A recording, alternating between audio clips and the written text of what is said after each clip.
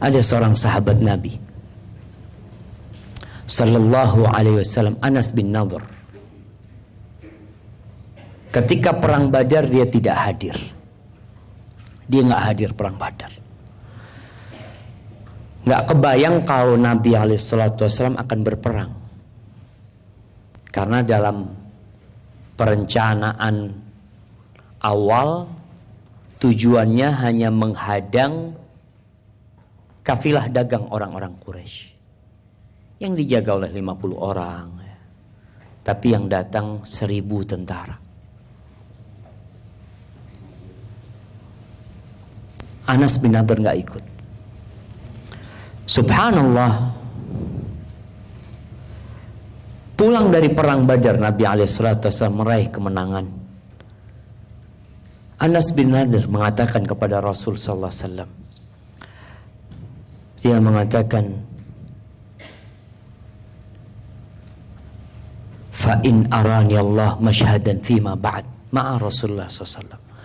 Kalau nanti aku diperkenankan untuk ikut dalam satu peperangan bersama Rasul sallallahu alaihi wasallam, la yarayanna Allah ma asna. Allah akan melihat apa yang aku lakukan.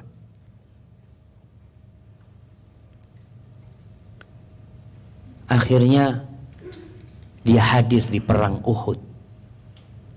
Tahun berapa perang Uhud jamaah? Perang Badar tahun berapa? Tahun berapa? Mana bang? Sebelum Masehi. Sebelum Masehi jamaah. Nabi lahir 500 tahun setelah Masehi. Ini sebelum Masehi perang. Jamaah, kita disuruh belajar tentang sejarah kita. Itu kejayaan kita. Dzat majdukum. Kalau kita ingin kejayaan, kita ingin kebahagiaan, kita ingin kemakmuran, pelajarin sejarah. Agar tidak terulang kembali kesalahan-kesalahan masa lalu. Orang kalau sudah pengalaman 1400 tahun, masa kita nggak mau ambil pengalamannya? Kita paling banter umur 70 tahun mati.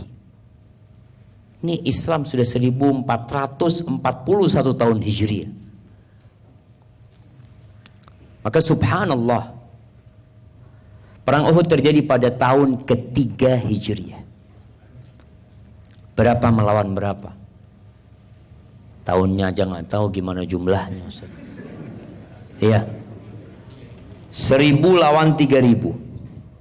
1000 lawan 3000. Cuma yang 1000 pasukan Nabi Muhammad SAW itu 300 darinya kabur. Siapa mereka? Orang-orang munafikin. Orang-orang munafik itu penampilannya keren.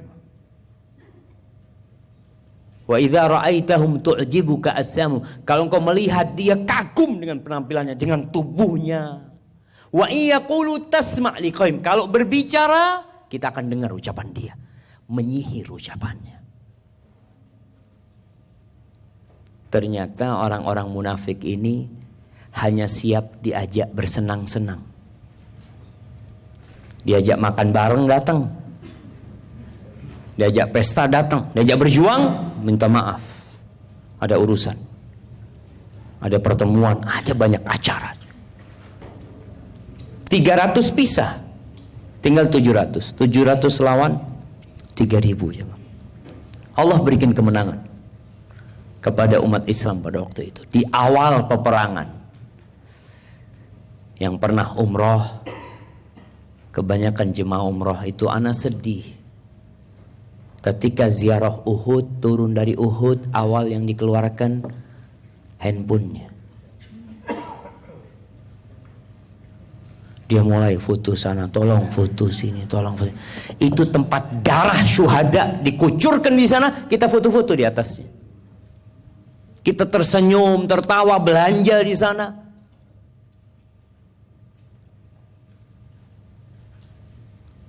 Memang ada orang-orang kerdil dalam kehidupan ini yang hanya melihat dunia 2 meter di hadapan dia. Di situ darah para sahabat dikucurkan dan kita ketawa-ketawa di sana. Nangis seharusnya kita di sana. Ngebayangin tuh bagaimana 70 lebih sahabat Nabi dibantai. Bagaimana Hamzah bin Abdul Muttalib, paman Rasul sallallahu alaihi wasallam, perutnya dibelah, jantungnya dikeluarin, kupingnya dipotong, hidungnya dipotong, dicacah-cacah wajahnya. Sampai ketika kakaknya Hamzah, Sofia ketika selesai perang, dia lari. Dia mau lihat adiknya yang meninggal. Kata Nabi SAW kepada Zubair putranya, tahan ibumu. Tahan ibumu. Ketika sang anak lari menahan ibunya supaya nggak ngelihat kakaknya. Takut trauma sang kakak, sang adik ini. Supaya tidak melihat adiknya. Ditahan oleh Zubair bin Awam. Kata ibunya, la ummalak. Pergi kau. Ada apa kau tahan-tahan aku?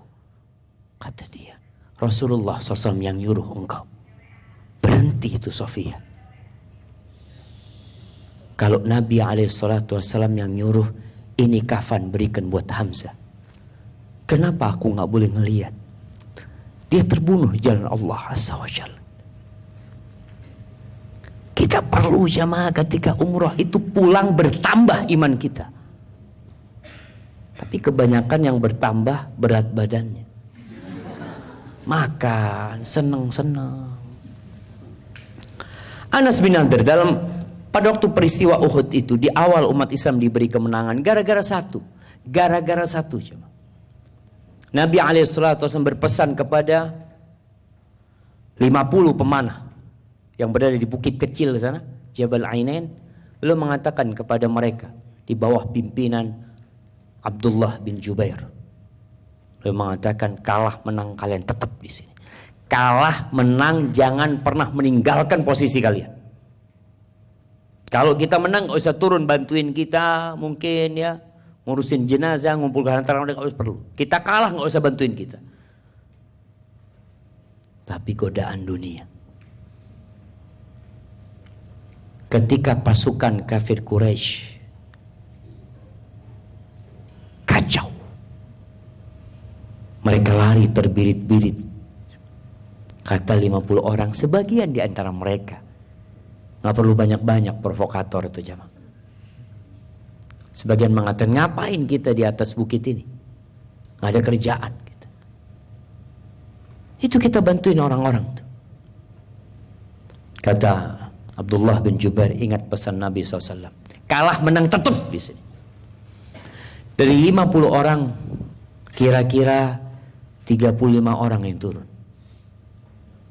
Akhirnya yang 15 orang ini diserang oleh Khalid bin Walid, dibantai, mati.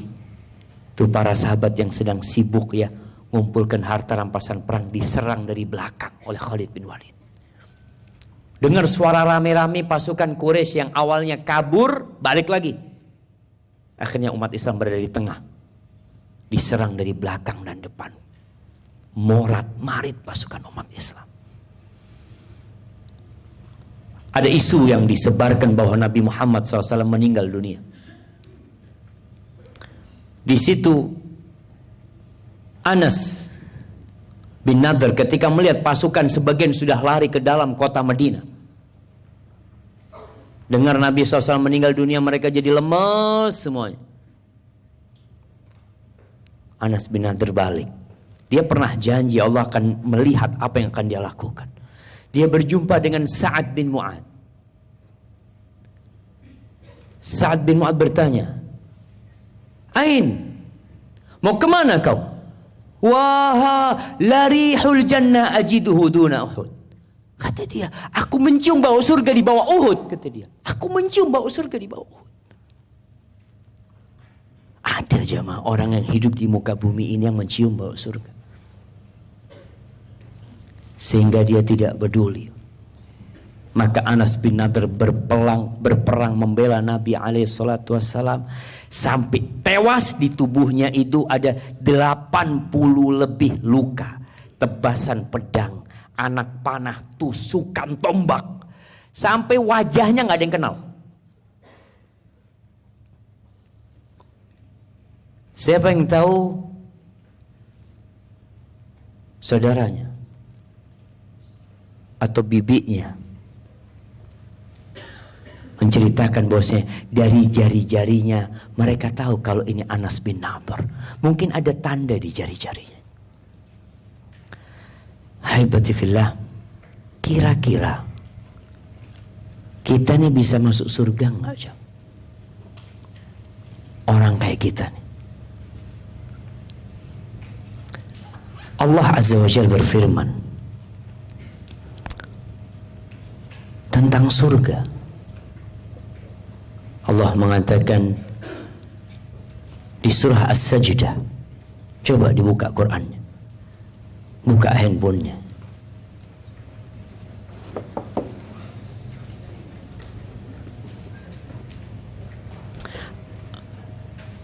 Ayat 70 sampai 73. Surat As-Sajdah.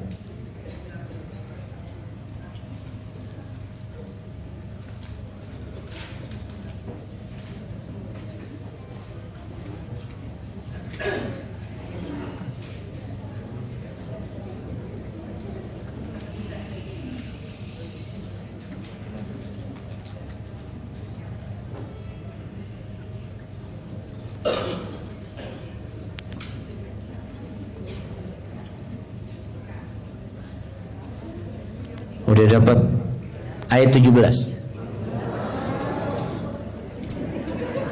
Tenang jemaah. Ayat 17. Sebentar lagi buka Az-Zukhruf. Buka As-Sajdah ayat 17. Nah,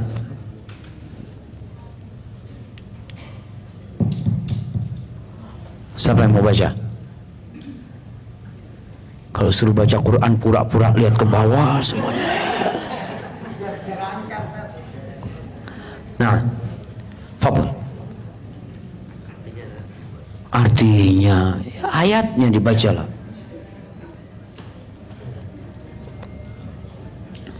Wala ta'lamu nafsum ma fiya lahum min qurrati ayun. Jaza'an bima kanu ya'malun. Maka tidak seorang pun mengetahui apa yang disembunyikan untuk mereka, yaitu bermacam-macam nikmat yang menyenangkan hati sebagai balasan terhadap apa yang mereka kerjakan. Masya Allah. Rasulullah sallallahu alaihi wasallam mengatakan bahwa Allah berfirman, "A'dadtu li'ibadiyas salihin."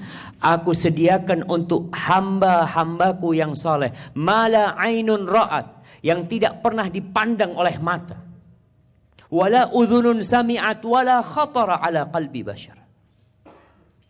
Telinga pun tidak pernah mendengar cerita indahnya.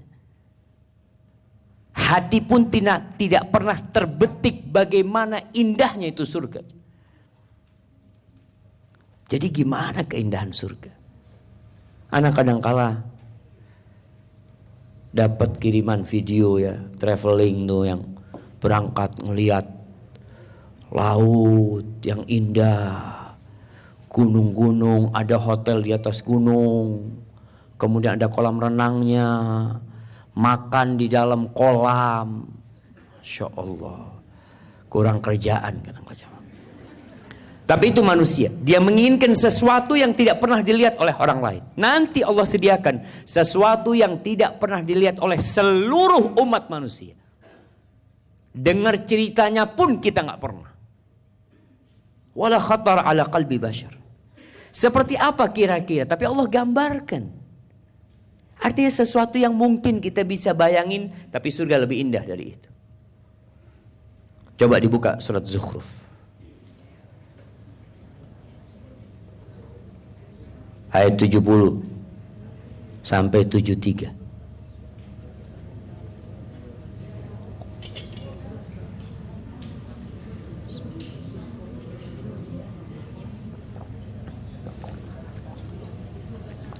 Az-Zukhruf.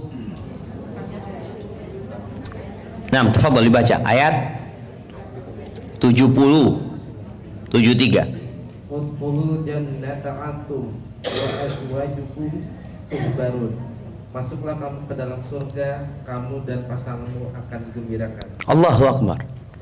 Ana lihat di flyernya ada Samara. Iya. Apa Samara jemaah? Sakinah, mawaddah, rahmah. Kadangkala hanya slogan belaka. Sebagian kita hidup di neraka. Ada wanita-wanita yang kalau Anda dengar dari curhatan dia sedang berada di neraka yang berada di muka bumi ini. Menikah itu tujuannya untuk mendapatkan sakinah. Ketika sakinah itu hilang, untuk apa engkau berada di rumah tersebut? Mungkin kalau cinta hilang masih ada rahmat. Tapi kalau sakinah sudah pergi,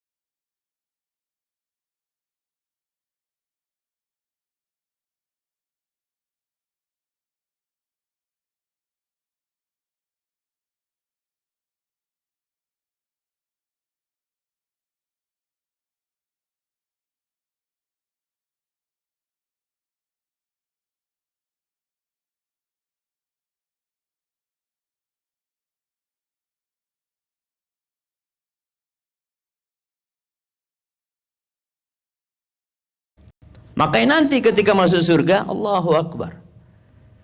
Itu piringnya dari emas, gelasnya dari emas. Wa fiha ma tashtahihil anfus. Di sana segala sesuatu yang disukai oleh jiwa. Sampai pernah ada seorang sahabat bertanya kepada Nabi SAW, dia ini suka sama kuda. Lalu dia bertanya, ya Rasulullah, afil jannati faras, apakah di surga ada?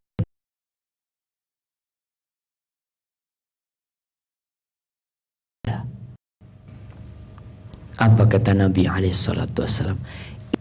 Utita bi farasin min yaqutatin hamra. Kalau engkau masuk surga, intinya masuk surga dulu, akan didatangkan kepadamu seekor kuda yang tercipta dari permata yang berwarna merah. Permata berwarna merah, kuda jemaah. Laha jahnahan, au lahu janahan, punya dua sayap. Yatiru bika haitsu tasya. Engkau akan terbang dengan kuda itu dimanapun engkau inginkan.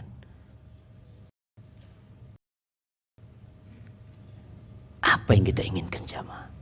Kalau kita menginginkan sesuatu di muka bumi ini, yang kita inginkan akan kita tinggalkan. Apa sih bapak-bapak yang disukain? Mau nggak dikasih gedung ini? Kasih gedung ini besok mati. Nah, buat apa Ustaz?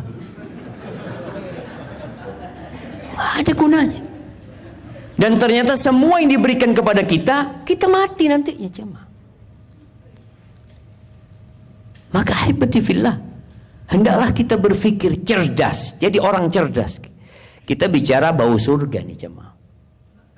Kita berpikir cerdas, semua yang diinginkan akan kita dapatkan. Tapi nanti jemaah, kita datang kajian dapat apa? Nggak dapat apa-apa.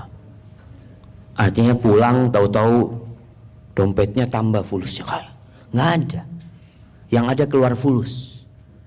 Kita datang capek ninggalkan keluarga. Tapi kenapa kita datang? Karena kita beriman. Suatu saat tempat duduk kita akan menjadi saksi buat kita di hadapan Allah Azza wa Jalla. Wa taladzul a'yun, semua yang disukai oleh mata kita lezatnya dengan apa? Banyak hal-hal di dunia kita diperintahkan untuk menundukkan pandangan. Kita nggak boleh ngelihat ke atas karena membuat kita tidak bersyukur. Pulang dari majelis ilmu kadangkala sebagian merana hidupnya. Dilihat sama suaminya, kenapa wajahmu kok berubah? Iya, ternyata fulana baru beli tas baru. Apa urusannya? Pandangan mata. Maka nih bapak-bapak kalau dapat suami kayak gitu, langsung malamnya bawa ke kuburan. Biar ingat. Apa sih gunanya? Mau dibawa ke sini, nggak mau dibawa. Maka kita diperintahkan untuk menundukkan pandangan, jangan lihat ini itu. Lihat ke yang di bawah, bukan melihat kepada yang di atas. Wa antum fiha khalidun, dan yang terpenting kalian kekal selama-lamanya di sana, jemaah. Apa gunanya memiliki gedung sebesar ini tapi hanya dapat waktu 70 tahun. 70 tahun kamu selesai. Kita ini ngontrak semuanya. Tapi di surga kekal selama-lamanya. Nah, lanjutkan bacaannya.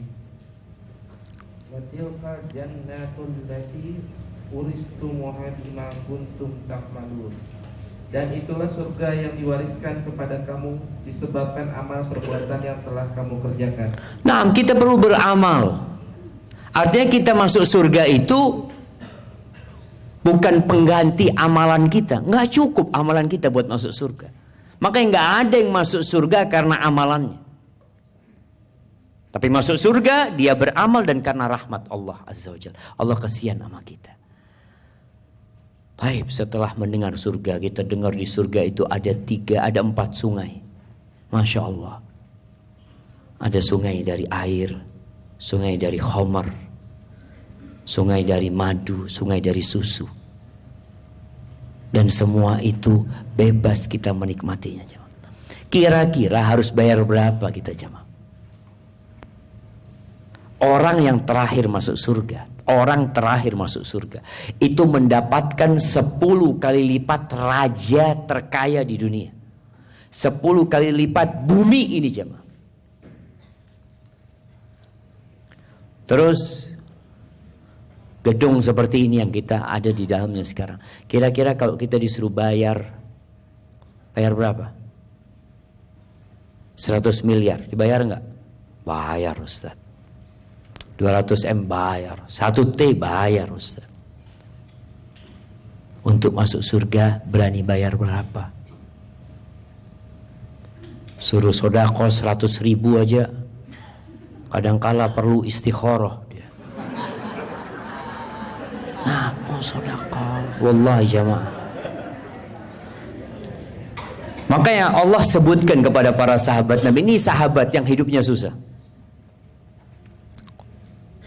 Coba dibuka surat Al-Baqarah ayat 214. Al-Baqarah ayat 214.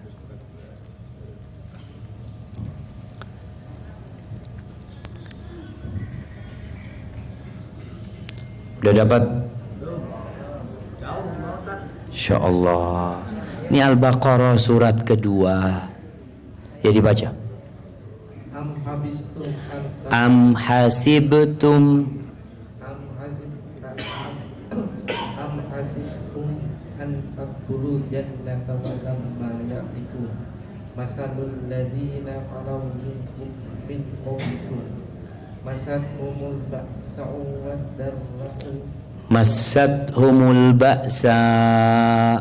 wad-dharra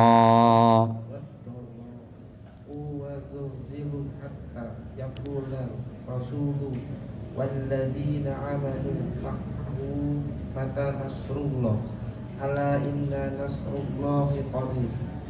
Ataukah kamu mengira bahwa kamu akan masuk surga padahal belum datang kepadamu cobaan seperti yang dialami orang-orang terdahulu sebelum kamu?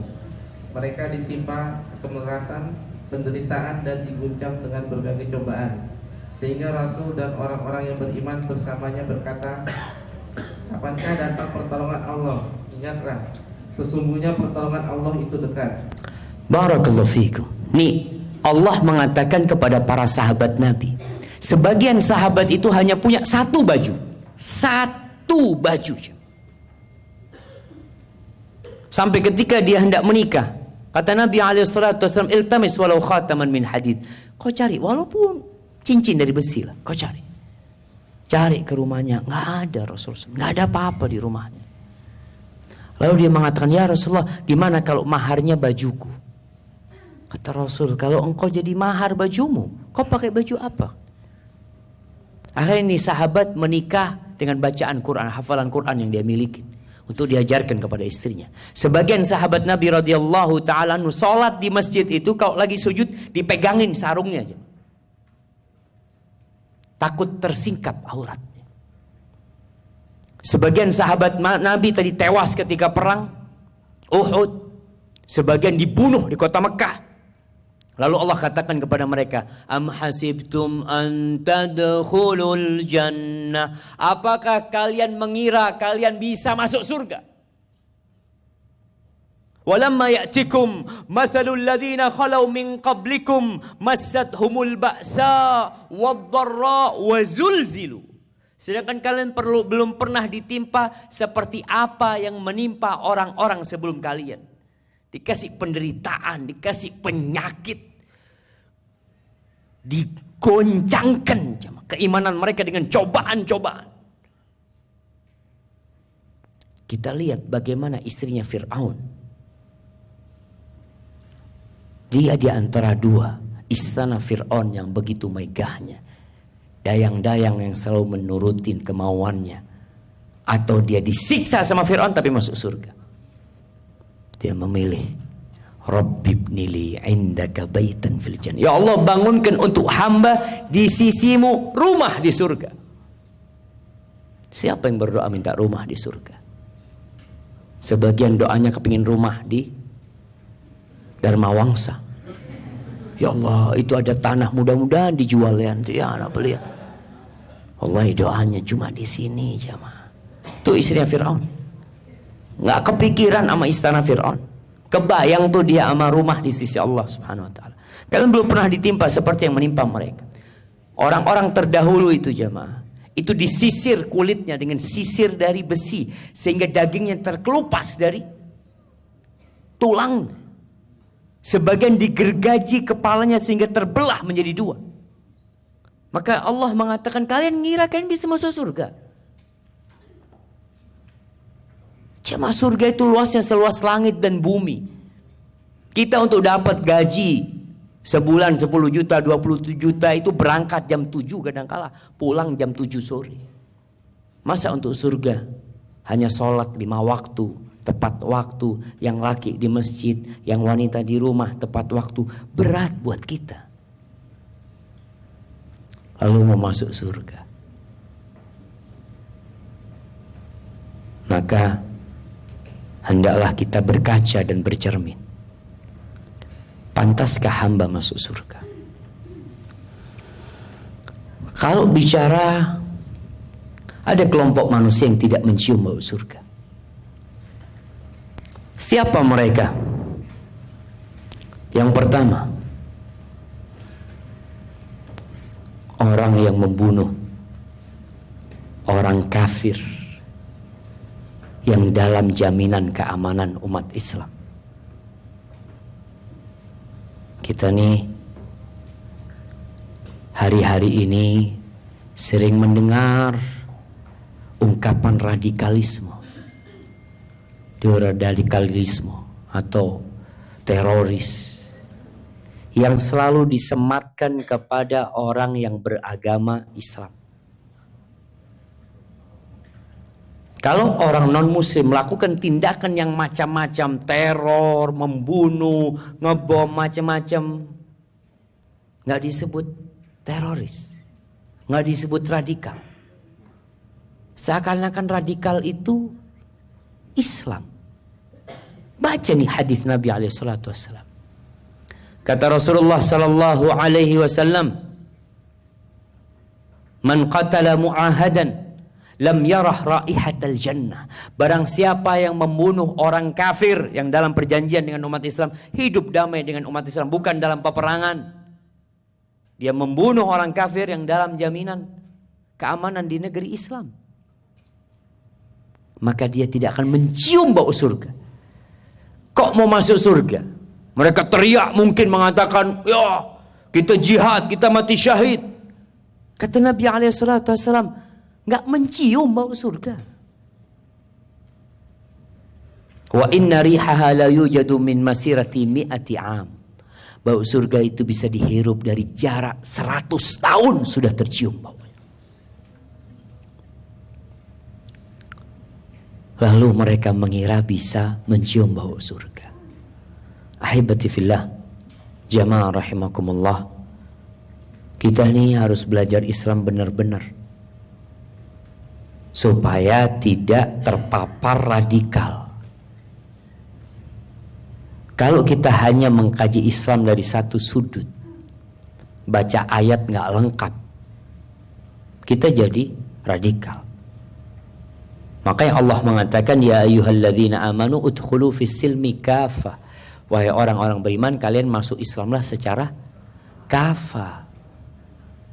Bukan cuma sholatnya yang Islam, semuanya.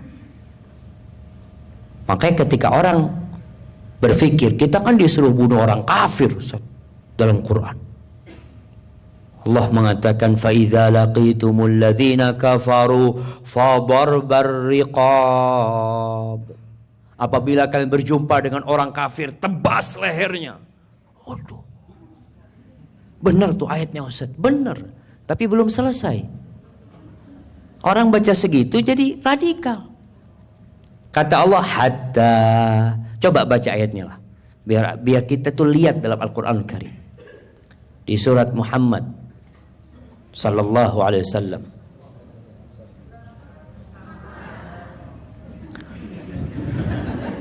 Surat Muhammad ayat 4.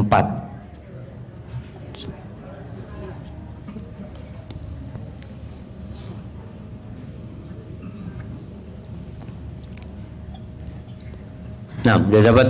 Anda baca ayatnya untuk baca artinya.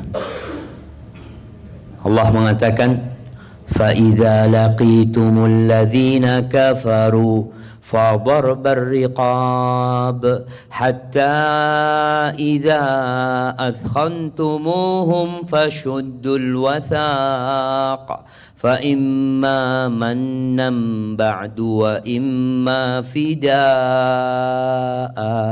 حَتَّى تَضَعَ الْحَرْبُ أَوْزَارَهَا. Baca sampai sini artinya.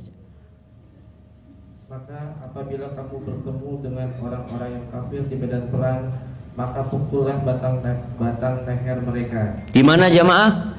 Di medan perang. Tapi ayat ini disebutkan di medan perangnya itu di akhir. Sehingga kalau orang hanya membaca fa idza laqitumul ladzina kafaru fadharba rikab, enggak ada sebutan di medan perang. Ketemu orang kafir, tebas lehernya. Tapi lanjutkan. Selanjutnya apabila kamu telah mengalahkan mereka, tawanlah mereka, dan setelah itu kamu boleh membebaskan mereka atau menerima tebusan sampai perang selesai. Sampai perang selesai.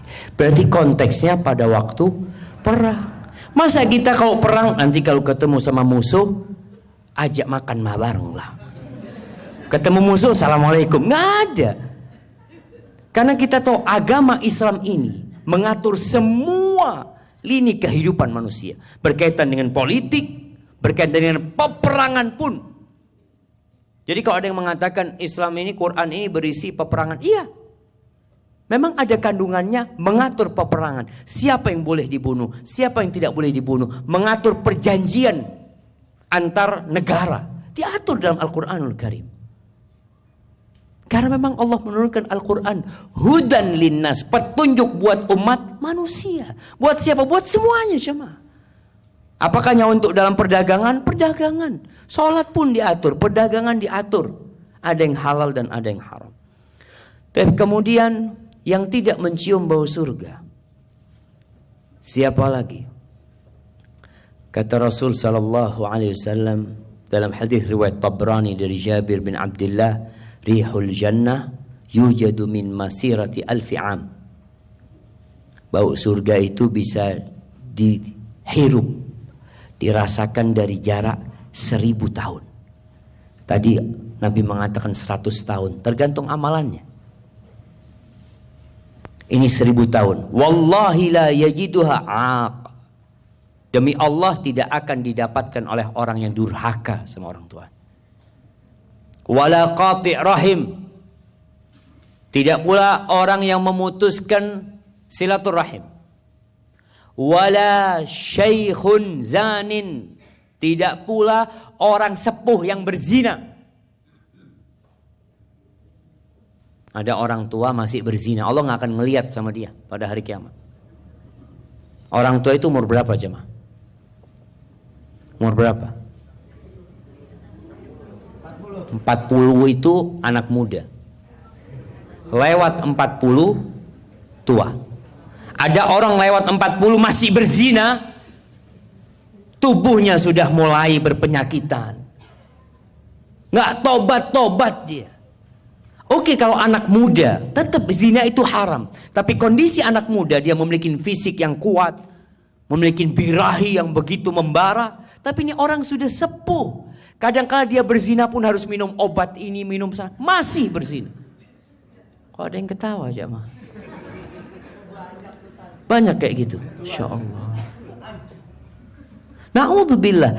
Untuk apa engkau berzina? Seharusnya tadi toner udah. Tobat beneran. Kan keteh toner tadi jemaah. Tapi ada jemaah. Makanya Allah nggak akan ngelihat sama tuh dia. Dalam hadis Tabrani dikatakan dia nggak mencium bau surga.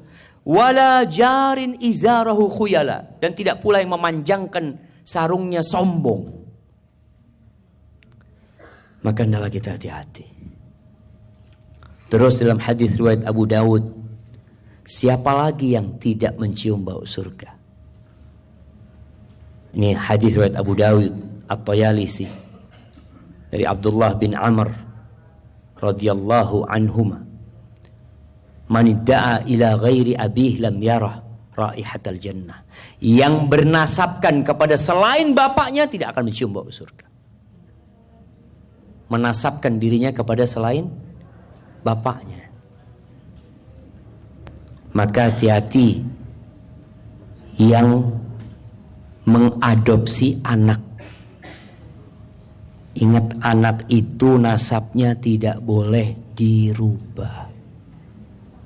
Nggak akan pernah bapak adopsi jadi bapaknya, dan tidak akan pernah ibu adopsi jadi ibunya. Pernahkah engkau melahirkan dia? Adakah darah dia di darahmu? Sebenarnya engkau mengaku dia sebagai anakmu. Makanya dalam Islam nggak ada anak adopsi yang dinasabkan kepada bapak adopsinya. Yang ada anak asuh. Iya, silahkan kau mengasuh anak. Tapi tetap anak itu nasabnya kepada siapa? Bapaknya. Kepada ibunya. Oh, anaknya fulan. Ini anaknya fulana. Terkadang orang tua nggak ingin tuh anak, bapak adopsi nggak kepingin itu anak tahu orang tua aslinya. Maka jangan main-main jemaah. Di surat Al-Ahzab, baca tuh surat Al-Ahzab. Bagaimana Allah membatalkan dulu sebelum Islam. Oke. Rasulullah SAW sempat mengadopsi Zaid bin Harithah. Zaid bin Harithah ini namanya Zaid bin Muhammad, diganti. Lalu ketika hijrah udah nggak ada lagi. Allah mengatakan ud'uhum li'abaihim. Panggil anak-anak itu dengan nama bapak-bapak mereka. Nggak lagi dengan nama kalian yang mengadopsi. Fa in lam ta'lamu aba'ahum fa ikhwanukum fiddin. Kalau kalian nggak tahu bapaknya siapa, kita nggak tahu, Ustaz. Ya sudah, dia saudara kalian dalam agama ini, tapi bukan anak kalian. Dia saudara kalian. Nggak akan pernah berubah. Maka dalam hadis riwayat Abu Dawud ini disebutkan nggak mencium bau surga. Kemudian jamaah rahimakumullah, di antara yang tidak mencium bau surga, dalam hadis riwayat Abu Dawud, Ibnu Majah dan Ibnu Hibban, kata Nabi alaihi salatu wasallam, man ta'allama ilman. Ini yang sesuai dengan tema kajian kita. Barang siapa yang belajar ilmu, mimma yubtagha bihi wajhullah, yang ilmu ini tidak boleh dicari kecuali untuk keridhaan Allah azza wajalla. Ilmu agama. Nggak boleh kita belajar ilmu agama untuk mendapatkan dunia. Tapi kita boleh belajar kedokteran untuk cari dunia, boleh. Karena memang ilmu itu untuk mencari dunia. Kalau engkau niatkan belajar ilmu dunia untuk mendapatkan akhirat, semoga dapat. Aku ingin membantu orang lain dengan aku menjadi dokter, silahkan. Tapi engkau menjadi dokter dari awal biasanya untuk cari duit, nggak apa-apa. Tapi ilmu agama, barang siapa yang belajar ilmu yang tidak boleh dituntut kecuali untuk keridhaan Allah azza wajalla, la yata'allamuhu illa liyusiba bihi 'aradan minad dunya, lam yajid 'urfal jannah yaumal qiyamah. Lalu dia belajar mengkajinya hanya untuk mendapatkan kenikmatan dunia. Hanya untuk disanjung, oh ustadz hebat, alim ulama, guru besar.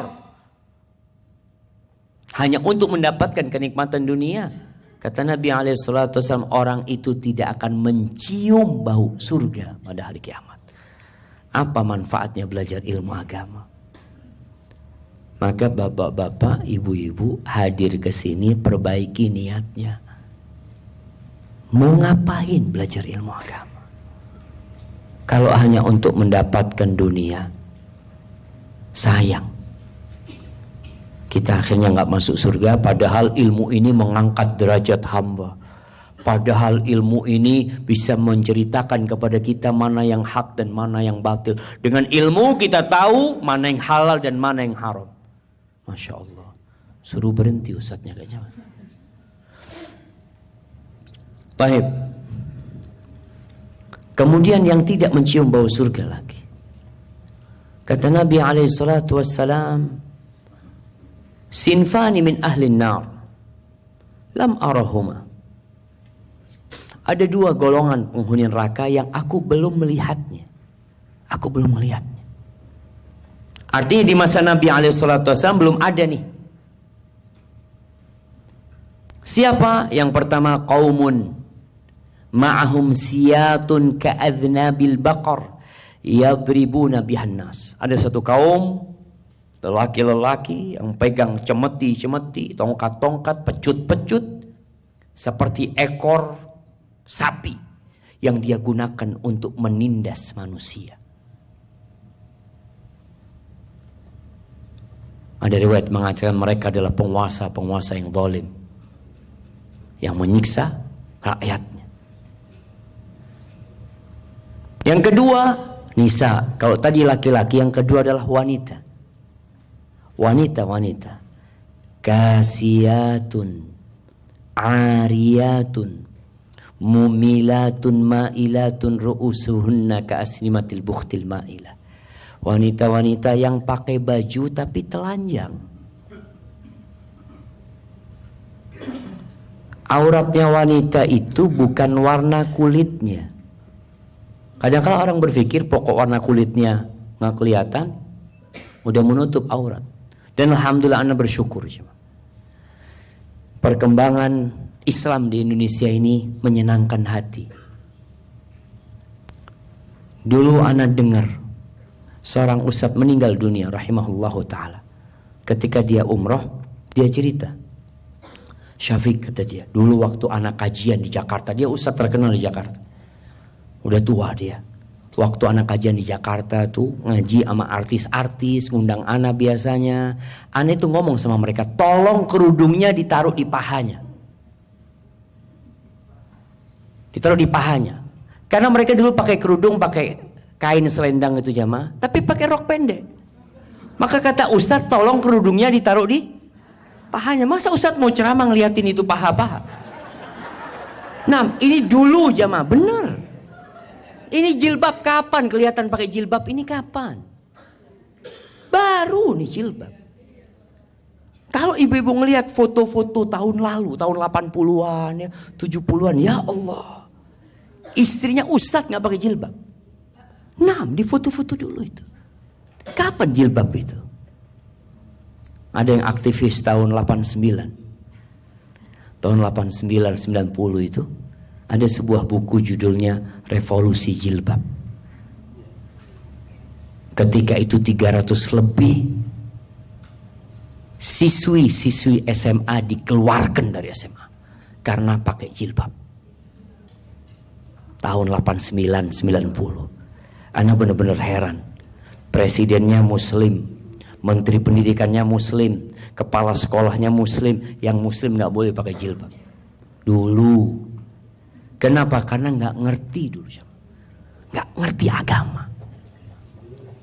Sekarang alhamdulillah, pemandangan jilbab itu masya Allah. Ada yang pernah ke Turki, pernah ke Ankara. Melihat Ankara itu, kita kalau dengar Turki masya Allah dengan Recep Tayyip Erdogannya ya. Tapi kalau kita ngelihat Ankara, kita ini di mana ini? Jilbab nggak kelihatan, jemaah. Hanya mungkin wanita-wanita sepuh yang udah bau kuburan baru pakai jilbab. Nah, itu benar. Maka di Indonesia subhanallah, Anda benar-benar melihat Indonesia ini masya Allah, perkembangan Islamnya itu indah. Makanya ada yang tidak suka. Tahun 79 sebuah konferensi misionaris dunia tahun 79 di Colorado, Amerika. Itu mereka berkumpul, kira-kira ada 150 misionaris. Ada utusan dari Indonesia yang datang ke sana. Mereka membuat laporan tentang kondisi Islam di Indonesia. Salah satu yang dia katakan di situ kurang lebihnya begini.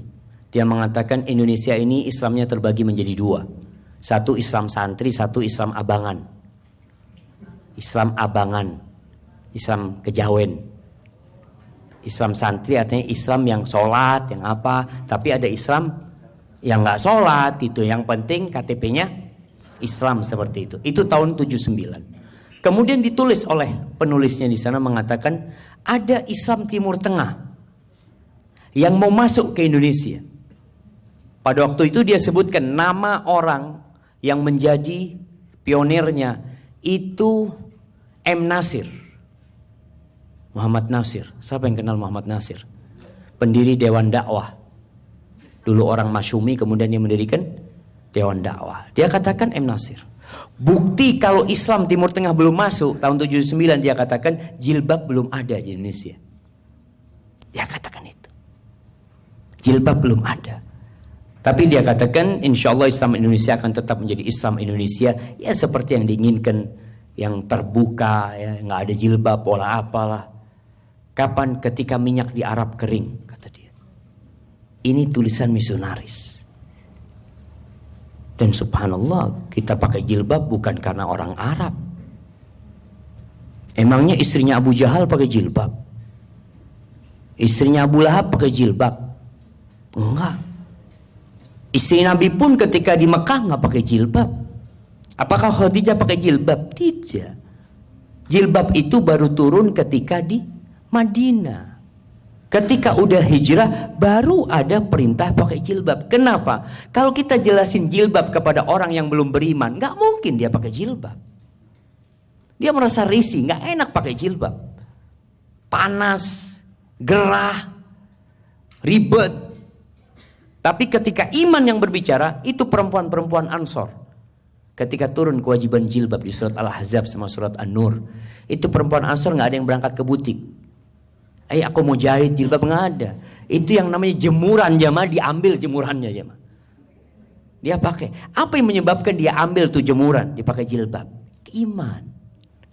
Makanya tahun 90-an itu ada seorang ustadz di Surabaya lagi kajian di masjid, ada perempuan dengan rok pendek masuk masjid. Kan banyak kayak gitu, rok pendek tapi dia sholat, alhamdulillah dia bawa mukena gitu ya. Dia tanya sama Ustadz, tanya Ustadz, apa hukumnya jilbab? Ustadz ngeliat orang ini, aduh berat nih. Kata Ustadz, jilbab itu nomor 27. Kajian kita belum sampai sana. Oh iya Pak Ustadz, kata dia. Sebelum bab 27 udah pakai jilbab tuh dia. Karena imannya yang perlu disentuh, bukan bicara hukum. Berapa banyak orang yang tahu hukum zina tetap berzina. Berapa banyak orang yang tahu sabu-sabu haram tetap dia minum sabu-sabu, minum khamr. Karena imannya yang perlu disentuh. Jadi kalau bicara hukum mudah sekali kita menyampaikan hukum. Nih halal, nih haram. Tapi kan ada proses bagaimana dia itu mau meninggalkan yang haram dan mau mengamalkan yang wajib. Maka kata Nabi SAW nih, yang belum Nabi lihat ada perempuan-perempuan yang berpakaian tapi telanjang. Dia suka menggodain orang. Artinya dengan perhiasannya, jalannya, Masya Allah ya. Makanya laki-laki itu gak boleh jalan di belakang perempuan. Kalau keluar lift gak ada ladies first, laki dulu. Ibu-ibu kalau ada laki-laki nyuruh, ya ibu-ibu dulu, enggak, bapak dulu. Kenapa? Dia mau ngeliatin dari belakang. Enggak, bapak dulu. Betul jemaah. Kenapa? Perempuan ini dari belakang, dari depan menggoda. Mau dilihat dari mana? Makanya diperintahkan kalau berjalan di depan ada perempuan, salib tuh, jalan depannya. Enggak Ustaz, anak iman kuat, insya Allah kuat. Berapa lama kuatnya? Nah, makanya perempuan itu dianjurkan laki jalan duluan supaya tidak melihat perempuan tersebut. Dia ada perempuan-perempuan yang suka godain, jalannya melenggak-lenggok, kepala mereka disanggul tinggi-tinggi seperti punuk onta. Allah jamaah. Artinya perempuan dalam kondisi biasa-biasa aja itu menggoda. Gimana kalau subhanallah, kita ngelihat ini onta dari mana lewat. Itu karena ada punuknya umpamanya. Apa kata Nabi SAW? La yadkhulnal jannah. Mereka tidak akan masuk surga. Wala yajidna riha. Baunya aja gak dapat. Wa inna rihaha la yujadu min masirati kada wa kada. Padahal bau surga itu bisa dicium dari arah yang jauh sekali. Kenapa jemaah? Perempuan itu ketika dia biasa aja nggak ngodain orang, alhamdulillah. Tapi kalau dalam sifat seperti ini, dia banyak merusak suami orang. Iya. Jadi ibu-ibu itu kenapa suaminya kadang-kala naudzubillah selingkuh? Gara-gara ada wanita seperti ini. Awalnya memang kerja di kantor, sekantor, berduaan ya. Lama kelamaan setannya datang. Ngelihat bininya sendiri, aduh kok kayak gini bini gua. Ya, lihat di kantor, Masya Allah, Masya Allah. Ini yang merusak. Artinya tatanan masyarakat itu jadi berpenyakitan gara-gara yang seperti ini. Makanya kita itu ingin masyarakat yang bersih, yang suci. Udahlah, yang belum nikah jaga diri, yang udah nikah cukupkan dengan istrinya. Tapi penggoda-penggoda seperti ini berat. Yang tahu tuh bapak-bapak, betul nggak bapak-bapak? Oh enggak Ustaz, alhamdulillah Ustaz. Ana menundukkan pandangan, Masya Allah. Ketika ada istrinya, kalau jalan sama istrinya, tundukkan pandangan dia. Nah, maka hati-hati. Tapi kemudian, nih di antara wanita yang tidak mencium, di antara yang tidak mencium surga, wanita juga. Wanita ini banyak masuk neraka. Jangan, oh enak banget Ustaz. Karena ada wanita kata, tuh laki-laki zina di luar, kan masuk neraka juga. Iya, zinanya sama siapa? Perempuan juga kan di sana kan. Nah, artinya tetap ada perempuan di mana-mana itu jamaah. Betul. Makanya kenapa perempuan ini dikasih aturannya supaya tidak menggodain yang laki-laki. Yang laki-laki harus jaga iman. Betul, itu cobaan buat dia. Jangan sampai dia masuk neraka. Makanya tidak ada alasan. Anak berapa kali sebutkan dalam kajian, nggak ada alasan seorang lelaki berzina, apapun alasannya, sedangkan Allah telah membolehkan bagi dia untuk menikah, masih berzina. Seperti orang jamaah yang dikasih daging yang sehat, yang enak, yang segar, dia makan daging busuk yang penuh belatung. Seperti itu orang-orang yang berzina. Maka nih yang selanjutnya, yang terakhir nih, berkaitan dengan orang yang tidak akan mencium bau surga. Kata Nabi SAW, ayyuma imra'atin sa'alat zawjaha talaqan fi ghairi ma ba'sin faharamun 'alaiha raihatul jannah. Perempuan mana saja yang menggugat cerai suaminya, minta cerai kepada suaminya tanpa alasan yang dibenarkan, maka dia tidak akan mencium bau surga. Perempuan ini boleh gugat cerai, boleh, tapi ada alasannya. Alasannya mau ganti suami, nggak boleh. Nah, artinya alasannya harus sesuai dengan syariat. Artinya jangan sampai perempuan ini ganti minta cerai karena ada yang godain dia. Karena ada laki-laki yang sudah godain dia, yang mengatakan kamu cerai sama saya, langsung nikah sama aku. Mamanya seperti itu. Kalau nggak ada alasannya nggak boleh, nggak akan mencium bau surga. Kenapa sih jemaah? Sekali lagi Islam ini datang untuk mengamankan kita. Ketika sebuah tatanan masyarakat yang suami melaksanakan kewajibannya, istri melaksanakan kewajibannya, Masya Allah akan indah. Kalau dikatakan Ustaz, suami anak emosian Ustaz, suka marah, wajarlah, nggak ada yang sempurna. Kita diperintahkan untuk melihat kepada kelebihannya dan bukan kepada kekurangannya. Ada manusia-manusia pesimis. Ketika dia melihat gelas ini, tanya gimana gelas ini? Ya setengah kosong tadi. Itu orang-orang pesimis. Tapi ketika dia melihat, alhamdulillah setengah isi. Lihatlah isi suaminya, jangan melihat kepada kosongnya suaminya. Kecuali suaminya, alasannya suami anak nggak sholat Ustaz. Boleh gugat cerai suaminya nggak sholat, boleh. Kadangkala perempuan suaminya nggak sholat, suaminya berzina, nggak gugat cerai. Enggak lah, insya Allah Ustaz bisa diperbaiki insya Allah. Tapi dengar suaminya kawin lagi, gugat cerai hari ini. Kenapa yang haram engkau tidak gugat cerai, ketemu yang halal engkau gugat cerai? Ini terjadi di masyarakat ya. Suaminya berzina, dia bertahan. Insya Allah mudah-mudahan suaminya masih bisa diperbaiki. Tapi suaminya nikah lagi, nggak ada udah. Sampai di sini sudah. Kenapa? Emangnya suaminya melakukan yang haram? Kecuali suaminya zalim. Suami anak kawin lagi dan dia zalim, silakan gugat cerai. Boleh. Karena kezalimannya dan bukan karena kawin laginya. Tapi karena kezaliman yang dia lakukan. Silahkan gugat cerai. Tapi kalau mau bertahan, ada wanita-wanita yang bersabar. Dia mengatakan enggak lah Ustaz, anak mau sabar. Dan anak akan terus minta sama Allah. Anak tahu Allah bisa merubah suami anak. Silahkan. Hadza wallahu a'lam bishawab. Itulah yang bisa anak sampaikan pada kesempatan kali ini berkaitan dengan tema berilmu tapi tidak mencium bau surga. Maka jangan sampai kita yang udah faham, yang udah ngerti, ternyata kita masih tidak mencium bau surga jamaah. Dan pada akhirnya kita harus tahu, dunia ini tempat bala, tempat petaka, bukan tempat bersenang-senang. Kalau mau bersenang-senang nanti udkhulul jannah, ketika dikatakan masuk surga selesai. Ketika Imam Ahmad ditanya, kapan kita istirahat? Kok capek hidup ini? Subuh sholat, duhur sholat, asar sholat, maghrib sholat, isya sholat, tengah malam suruh sholat lagi.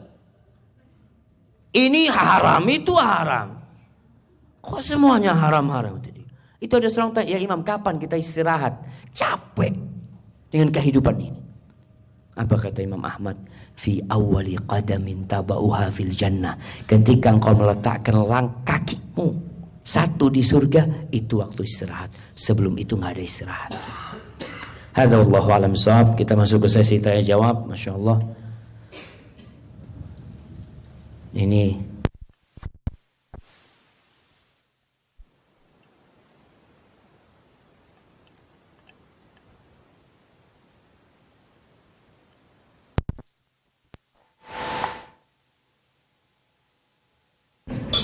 Ana lihat banyak yang kipas-kipas dari tadi ya.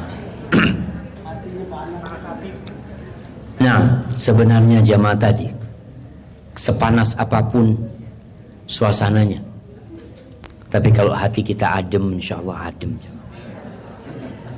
Bolehkah berdoa seperti Asiyah istri Fir'aun, yaitu mengatakan Rabbibnili indaka baitan fil jannah, karena melihat dan merasakan kezaliman dan kemaksiatan yang dilakukan suami, saya takut meminta cerai karena mudaratnya besar, karena memiliki anak-anak dan takut dibunuh.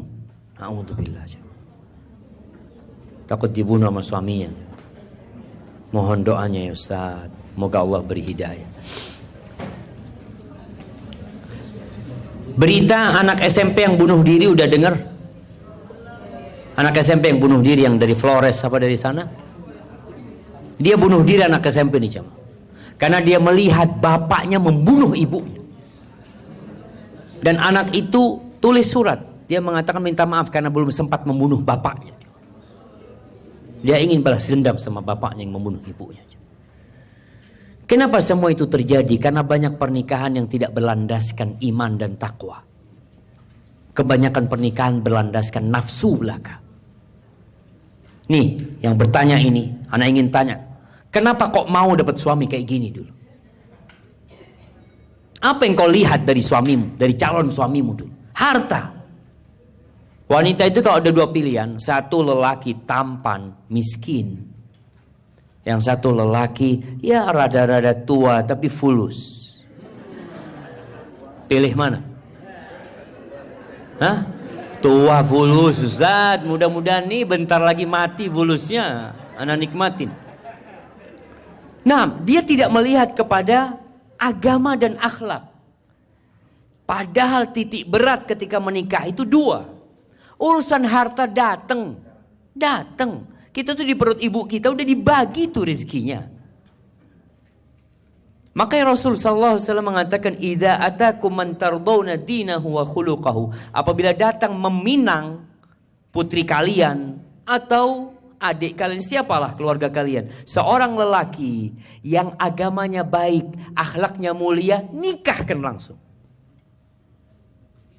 Wa illa, kalau tidak engkau lakukan itu, takun fitnatun fil ardi wa fasadun arid. Yang terjadi seperti ini jemaah. Yang terjadi kerusakan di muka bumi, kekacauan yang besar. Gara-gara orang-orang baik ditolak, yang dipilih adalah orang-orang yang soleh. Maka sekarang nasihat anak, hendaklah perempuan ini bertobat. Dan kalau bicara perceraian, perceraian itu diperbolehkan. Bahkan ada surat namanya surat at-tolak, surat perceraian, khusus membicarakan tentang perceraian. Baca. Kalau engkau mempertahankan rumah tanggamu, tapi kemudian anak-anak melihat pertikaian di rumahmu. Karena ada ibu yang mempertahankan rumah tangganya, tapi tiap hari anaknya melihat ibunya ribut. Dia mengatakan kalau bercerai takut anak-anak. Bercerai menyelamatkan anak-anak. Daripada tiap hari anak-anak melihat. Sekarang psikologi ada seorang wanita, subhanallah. Dia sudah berumur. Dia mengatakan, Ustaz, anak gak kepingin nikah, Ustaz. Anak benci sama bapak anak. Dia zalim sama ibu anak. Apa itu yang akan didapatkan? Mempertahankan pernikahan untuk merusak anak-anak. Karena disyariatkannya perceraian ini disebabkan ada hikmah. Artinya perceraian itu solusi. Ketika ada masalah yang tidak bisa diselesaikan. Ketika sakinah tidak hadir dalam rumah. Oke, cinta kadang-kala hilang dalam rumah. Gak apa-apa. Ada rumah tangga jemaah yang tidak dibangun di atas cinta. Umar bin Khattab mengatakan fa'aqallul buyut allati tubna 'alal hub. Sedikit rumah yang dibangun di atas cinta. Walakinnan nas yata'amaluna bil Islam wal ihsan. Tapi orang-orang itu ia bergaul dalam kehidupan rumah tangga mereka itu atas dasar Islam dan perintah berbuat baik. Ada seorang suami udah gak suka sama istrinya. Tapi dia udahlah. Memang hidup ini ujian. Mudah-mudahan ada baiknya dia didik anak-anak anak. Ada istri-istri yang suaranya mungkin kalau ngomong menyakitkan hati, tapi suaminya bersabar. Ada nih istri-istri yang sejatinya dia kepingin pisah dari suaminya. Ya Allah Ustaz, ana ini capek ngurusin suami. Tapi ya gimana lah Ustaz? Entah, tunggu berapa tahun lagi umur ana. Mudah-mudahan ana selesai dari kehidupan ini, Allah meridhoin ana. Kalau cinta nggak ada lagi. Lihat suaminya dari jauh, udah tua, penyakitan. Ada seorang wanita yang dikunjungin oleh takziah, temannya takziah, suaminya meninggal. Ya Allah kesian kau ya suaminya meninggal, sabar ini. Dia ngomong alhamdulillah, anak capek ngurusin suami itu, mati selesai, alhamdulillah. Betul, ada yang seperti itu. Maka sedikit rumah tangga yang dibangun di atas cinta itu sedikit. Tapi kita bergaul karena diperintahkan berbuat baik. Kita justru berbuat baik lah, dia punya jasa apa, ya udahlah. Maka hendaklah perempuan ini tadi, kalau dia melihat mudorotnya perceraian, silahkan dipertahankan. Tapi kalau dia melihat kayaknya nggak bisa dipertahankan Ustaz, karena anak-anak tiap hari melihat bapaknya pulang mabuk, mau dipertahankan rumah tangganya. Selesai. Sampai di sini bang. Rasul SAW pernah mau menceraikan semua istrinya. Kenapa? Karena beda visi dan misi. Nanti dibuka tuh di surat Al-Ahzab ayat 28-29. Nabi mengatakan kepada istri-istrinya, pernah sebulan diboikot semua istrinya. Setelah sebulan Allah menurunkan firman-Nya, ya ayyuhan nabi, wahai nabi, qul li azwajika, katakan kepada istri-istrimu, in kuntunna turidnal hayatad dunya wa zinataha fata'alaina umatti'kunna wa usarrihkunna sarahan jamila. Kalau yang kalian inginkan, kalau ambisi kalian kehidupan dunia, perhiasan dunia, kalian kesini semuanya. Aku kasih harta kepada kalian, tapi gak bisa dilanjutkan. Aku akan ceraikan kalian dengan perceraian yang baik. Kita selesaikan sampai di sini. Kita baik-baik berpisah. Gak bisa dilanjutkan. Yang ini mau ke dunia, yang ini mau ke surga. Wa in kuntunna turidna Allah wa rasulahu wa daral akhirah. Kalau ambisi kalian Allah dan Rasulnya dan kehidupan akhirat, kita lanjutkan. Sesungguhnya Allah menyediakan fa innallaha a'adda lil muhsinati min kunna ajron azima.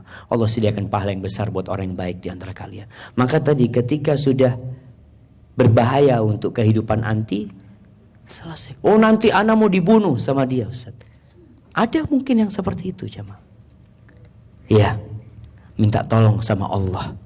Andai kata seluruh penduduk bumi ini ingin membahayakan kita, tapi kalau Allah jaga kita, gak akan pernah itu terjadi. Barakallahu fikum. Ustaz, bagaimana bertahan, sabar terhadap menurunnya finansial karena hijrah, karena rasa takut, karena selama ini saya istri adalah penanggung finansial di rumah tangga. Jamaah, kita hanya butuh penyesuaian. Nikmat hijrah itu kalau dibandingkan dengan seluruh isi dunia ini, lebih besar nikmat hijrah. Bagaimana tidak? 2 rakaat sebelum subuh itu lebih baik dari dunia dan isinya. Wallahi jamaah. Tapi kita tidak pernah mensyukuri nikmat hijrah itu. Tapi kan mau gak mau kita merasakan kekurangan finansial. Para sahabat Nabi Sallallahu alaihi wasallam ketika mereka hijrah dari Mekah ke Madinah, sampai Madinah gak punya apa-apa jemaah. Rumah gak punya, kerjaan gak punya. Sama sekali, rumahnya ditinggal semua di Mekah, kerjaannya ditinggal semua di Mekah. Dia punya siapa? Dia punya Allah Azza wa Jalla dan Rasul. Berkurangnya atau turunnya finansial kita itu juga ujian buat kita. Kita hijrahnya benar apa enggak?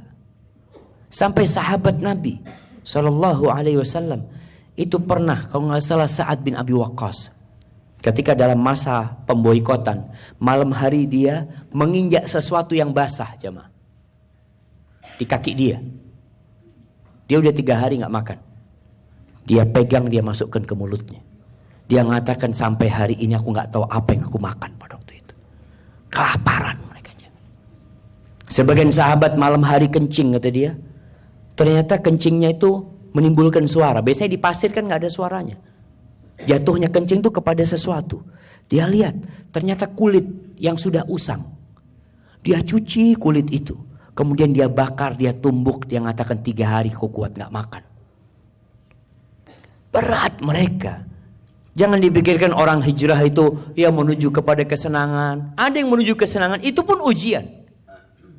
Sebagian sahabat Nabi mengatakan kita diuji dengan kesusahan, sukses. Tiap hari berdoa. Tiap hari menghamparkan sejadahnya. Tiap hari buka Al-Quranul Karim. Diuji dengan kenikmatan, sebagian gak sukses. Maka kuatkan imannya. Yang penting jangan imannya yang turun. Ketika melihat ekonomi turun, puasa Senin Kemis. Minta sama Allah supaya diberkahin rezekinya. Assalamualaikum Ustaz. Bagaimana kalau anak di luar nikah itu kan nasabnya ikut ibunya, apa tidak akan mencium bau surga Ustaz? Enggak ada masalah, dia kan nasabnya memang ikut ibunya. Dia enggak punya bapak. Maka nasab ikut ibunya memang seperti itu syariatnya. Yang penting jangan memberikan nasab kepada yang bukan nasabnya. Assalamualaikum WRBB. Ustadz, tolonglah doa itu jangan disingkat. Kalau mau disingkat, semuanya boleh disingkat kecuali doa. Karena doa itu permohonan kepada Allah SWT. Ustadz, saya sungguh ingin siap menikah. Saya sungguh ingin siap menikah. Ini Masya Allah jemaah. Tapi ada 3 orang yang dekat. Tunggu dulu jemaah, jangan terlalu semangat. Ini terlalu semangat banget nih. Nih tunggu nih, lihat nih. Tapi 2 non muslim dan 1 orang ekspat. Tapi formalitas aja mau masuk Islam. Sedangkan saya ingin imam dunia dan akhirat. Apa saya tetap sabar atau agar tidak berdosa saya jalankan? Jangan menikah.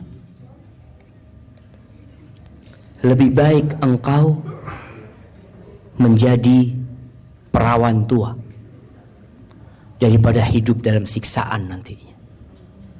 Berapa banyak wanita-wanita yang menikah dengan laki-laki yang dia mau masuk Islam, tapi setelah masuk Islam dia nggak sholat, dia nggak ibadah. Sabar. Sejatinya lelaki itu mencari wanita apa wanita mencari laki-laki? Lelaki mencari wanita. Sekarang kalau yang dekat sama dia laki-laki seperti ini, berarti kualitas perempuannya seperti apa? Maka tolong perbaiki imanmu. Sehingga orang kayak gini gak akan dekat. Orang itu tahu dengan siapa dia dekat. Oh, ini bisa dideketin nih. Maka tolong tunjukkan engkau itu wanita yang baik, yang meminangmu orang baik insya Allah. Tapi ketika engkau kurang baik, yang datang kayak gini. Maka kita yang perlu memperbaiki diri jamaah. Benar jamaah. Masya Allah. Ustaz, tolong lebih jelaskan. Siksa apa yang diterima orang yang sudah balik tapi belum berhijab. Karena anak saya sudah SMA belum berhijab. Sudah saya doakan dan jelaskan belum mau berhijab. Saya tidak mau memaksa, saya mau dia pakai jilbab karena Allah bukan subhanahu wa ta'ala, karena Allah SWT di sini jemaah. Orang jangan disingkat. Baik. Nih orang tua, anak tadi sampaikan, kalau ingin anak kita berhijab, yang pertama kita harus berhijab. Baik, kita berhijab baru 2 tahun. Baru 3 tahun. Puluhan tahun kita nggak berhijab. Anak kita ingin dia langsung berhijab. Alhamdulillah, keinginan orang tua baik. Tapi prosesnya harus dijalanin. Bagaimana prosesnya? Tumbuhkan keimanan. Tadi kita sampaikan, bicara hukum itu mudah. Oh, halal, haram. Nih siksaannya seperti ini. Tapi kalau dia nggak beriman, apa gunanya kita sampaikan? Seperti menjelaskan tentang gajah sama orang buta. Atau emas kepada orang buta. Kasih orang buta itu emas. Oh ternyata emas itu keras ya kata dia. Buka dulu matanya. Begitu pula kepada anak-anak kita. Buka dulu mata hatinya. Bagaimana dia tahu bahwasanya dia diciptakan untuk mengabdi kepada Allah Azza wa Jalla. Tumbuhkan itu diri dia. Ketika sudah tumbuh di dirinya, keimanan sudah tumbuh, ajarkan kepada dia tentang kebesaran Allah Azza wa Jalla. Ceritakan tentang adanya hari kiamat yang akan menghancurkan semuanya. Lalu ketika itu baru kita bicara, nah, nih Allah memerintahkan kepada kita sholat 5 waktu. Sholat dulu dijagain. Sholatnya tepat waktu, pindah kepada yang lainnya. Bicara jilbab. Kalau sholatnya masih bolong-bolong, bicara jilbab. Gak masuk jamaah. Maka tolong orang tua perhatian sama anaknya.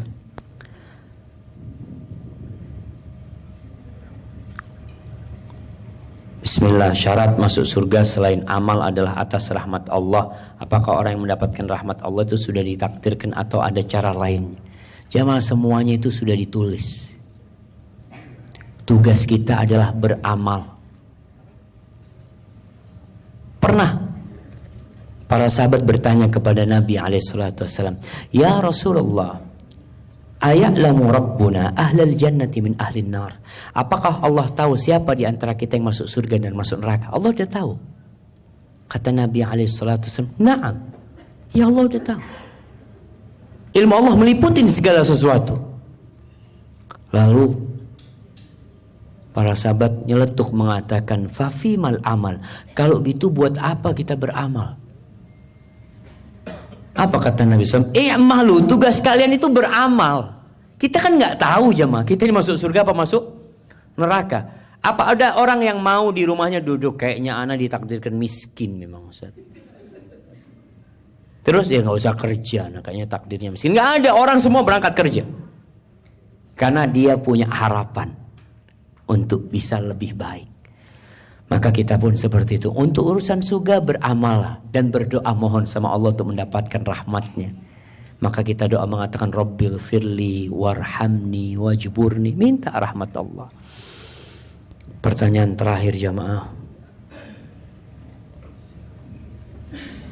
Bismillah Ustaz, saya sudah ngaji, mengikuti kajian sunnah, tapi saya masih mendengarkan lagu-lagu, nyanyian, dan saya masih memakai celana jeans walaupun berjilbab. Iya, maka tambahkan keimanannya. Kaji tentang Allah Azza wa Jalla. Kita tidak bicara hukum dulu nih, kita bicara iman. Iman yang kuat itu menjadikan Sumayyah, ibunya Ammar bin Yasir, ditusuk kemaluannya dengan tombak oleh Abu Jahal sampai mati. Kok bicara jilbab? Dia siap dibunuh. Karena punya iman. Tapi kalau iman gak kuat, kita masih melihat orang-orang gak puasa di bulan Ramadan. Puasa aja enggak. Sholat kadang-kadang enggak. Karena imannya lemah. Maka tolong anti belajar tentang keimanan. Nasihat ana, baca tuh tafsir juz amma. Baca tafsir juz, ada kajian tafsir juz amma, ikutin. Karena itulah ayat-ayat yang turun di kota Mekah untuk menanamkan keimanan para sahabat. 37 surat yang ada di juz amma itu 3 yang turun di Madinah. Sisanya turun di Mekah. Imannya lemah untuk baca yang panjang-panjang, udah berat dia. Tapi kalau pendek-pendek ringkas buat dia untuk membacanya. Maka tolong baca itu. Jamaah, hadza wallahu a'lam bissawab. Itu yang bisa Anda sampaikan. Apabila yang Anda sampaikan benar itu dari Allah Azza wa Jalla. Kalau ada yang salah dan kurang berkenan dari diri Anda pribadi, Allah dan Rasul yang terbebaskan dari kesalahan itu, Anda terima kasih banyak kepada semua yang telah